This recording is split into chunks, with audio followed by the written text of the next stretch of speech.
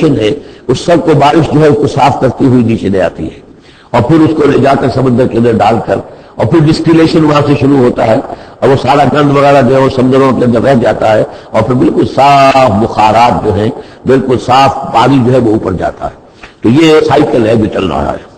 اور یہ پانی ہی پھر اللہ تعالیٰ نے دنیا میں طہارت کے لیے ذریعہ بنا دیا ہے، صفائی کے لیے، پاکی کے لیے، مان طہورا لنحیی بہ بلدۃ میتا، تاکہ ہم زندہ کریں اس کے ذریعے سے ایک مردہ آبادی کو، مردہ علاقے کو، مردہ زمین کو۔ ونسقیہ مما خلقنا انعاما وناسیا کثیرا، اور پھر ہم وہ پانی پلاتے ہیں اپنی مخلوقات میں سے جو بہت سے چوپائے ہیں اور بہت سے انسان ہیں۔ تو یہ پانی کا جو سائیکل چل رہا ہے، اس سے ایک طرف صفائی ہوتی ہے، فضا کی صفائی، زمین کی صفائی،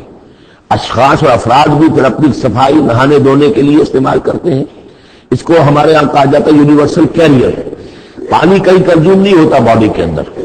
یہ جسم کے اندر یہ وہاں بھی ایک سرکولیشن کا ذریعہ بنا ہوا ہے، خون کو سرکولیٹ کرنے کا، اور اسی کے ذریعے سے جو بھی وہ چیزیں ہیں کہ جو میٹابولزم کے جو نتائج ہیں کہ جن کو نکالنا جسم سے ہوتا ہے، کہیں گردے کے ذریعے سے، کہیں وہ پھیپھڑوں کے ذریعے سے وہ چیزیں نکلتی ہیں۔ تو در حقیقت یہ پانی کا کام صفائی ہے، ہمارے جسم کے اندر بھی یہ صفائی کا کام کرتا ہے۔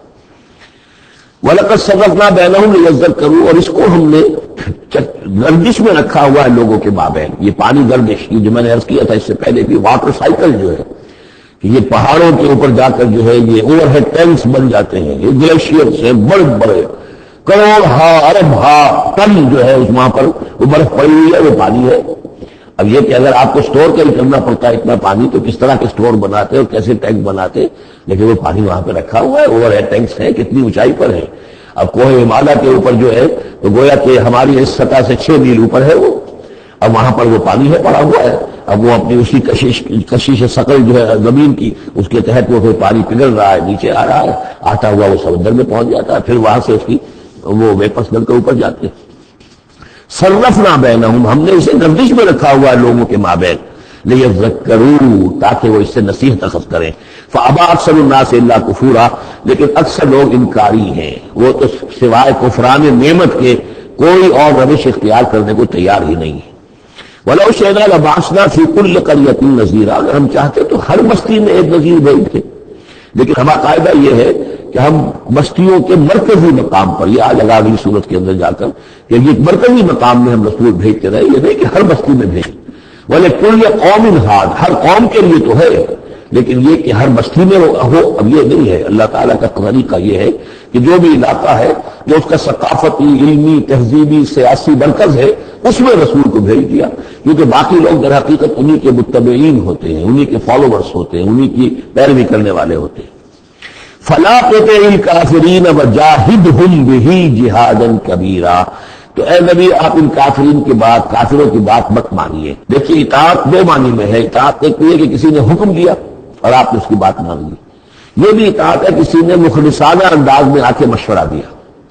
دیکھو محمد اتنی سختی نہ کرو، یہ تم اپنی قوم کے ساتھ لڑائی مول لے رہے ہو، کیا فائدہ ہوگا، قوم ڈیوائیڈڈ ہو جائے گی، اور سوچ لو ہمارے جو قبیلے کی کوئی اگر عرب کے اندر کوئی دھاک بیٹھی ہوئی ہے تو اس لیے کہ ہمارا قبیلہ مجتمع،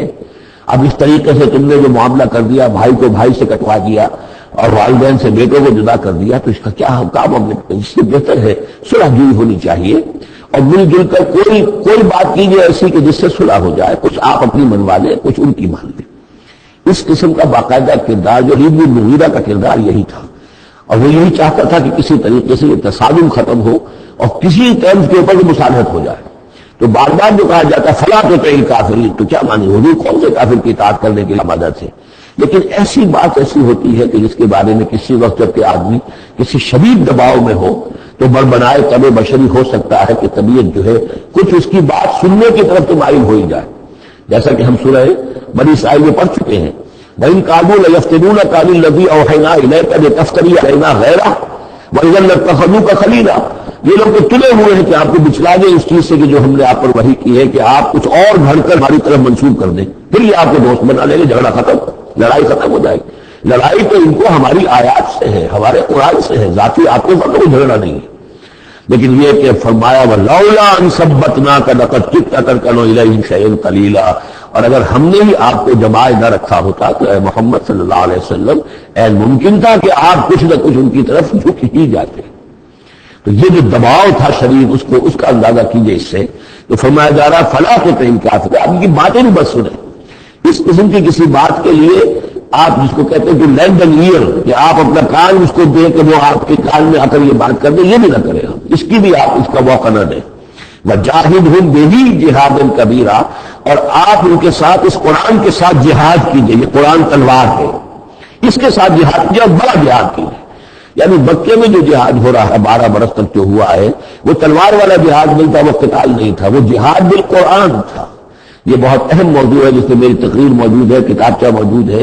بلکہ دو ہیں، جہاد بالقرآن اور پھر جہاد بالقرآن کے 5 محاذ. آج بھی ہمارے ہاں جو بھی قومی مسائل ہیں، ملکی مسائل ہیں، ہمارے اس وقت اجتماعی مسائل ہیں، واقعہ یہ ہے کہ ان کے لیے 5 محاذ ہیں جن پر کہ قرآن مجید کی شمشیر ہاتھ میں لے کر جہاد کرنے کی ضرورت ہے. اب اس وقت ظاہر بات ہے کہ اس کا موقع نہیں ہے، لیکن یہ جو اس اعتبار سے کہ ایک انقلابی جدوجہد اللہ کے دین کو قائم کرنے کی جدوجہد میں دعوت قرآن کے ذریعے سے، تربیت قرآن کے ذریعے سے، تزکیہ قرآن کے ذریعے سے، یہ ساری چیزیں ہم پڑھتے چلے آ رہے ہیں. تبشیر قرآن کے ذریعے، انذار قرآن کے ذریعے، تذکیر قرآن کے ذریعے، اور جو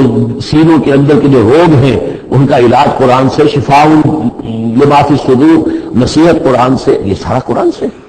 تو اس حوالے سے جاہدہم بہ جہادا کبیرا وہو الذی مرج البحرین، اور وہی ہے اللہ جس نے کہ 2 دریا چلا دیے، 2 روئیں چلا دی. ھذا عذب الفرات، یہ ہے بہت ہی عمدہ خوش ذائقہ اور خوشگوار اور میٹھا پانی. وھذا ملح اجاج، اور دوسری رو چل رہی ہے کہ جو کڑوی اور نمکین پانی کی ہے. وجعلنا بینہما برزخا وحجرا مہجورا، اور ان کے مابین ایک پردہ لگا رکھا ہے، نظر نہیں آتا، اور ایک آڑ ہے، اوٹ ہے، وہ آپس میں ملتے نہیں ہیں. اللہ تعالیٰ کی یہ یعنی صنعائی ہے، اللہ کی قدرت ہے. وہو الذی خلق من الماء بشرا، وہی ہے جس نے پانی سے بنایا انسان، فجعلہ نسبا وصہرا. اب یہاں پانی سے مراد منی بھی ہو سکتی ہے کہ جس سے ظاہر بات ہے کہ جو انسان کی تخلیق کا معاملہ ہوتا ہے، جو مشاہدے میں ہے لوگوں کے، وہ تو یہی ہے کہ گندے پانی سے تخلیق کا آغاز ہوتا ہے. فجعلہ نسبا وصہرا، اور پھر اس کے لیے ایک تو یہ کہ اس کے آباء و اجداد ہے، نسب ہے اس کی، اور ایک سہر سسرالی رشتے بیوی کے حوالے سے بھی. اب ظاہر بات ہے کہ جو ساس اور سسر ہے وہ بھی ایک طرح کے والد اور والدہ ہی ہیں. یہ بھی گویا کہ اللہ تعالیٰ نے ان کو وہی رتبہ عطا کیا ہے. اور اس طریقے سے رشتے جڑتے چلے جاتے ہیں.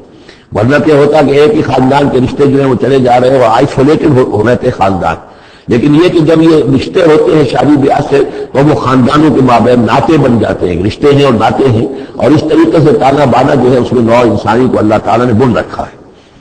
فجعلہ نسبا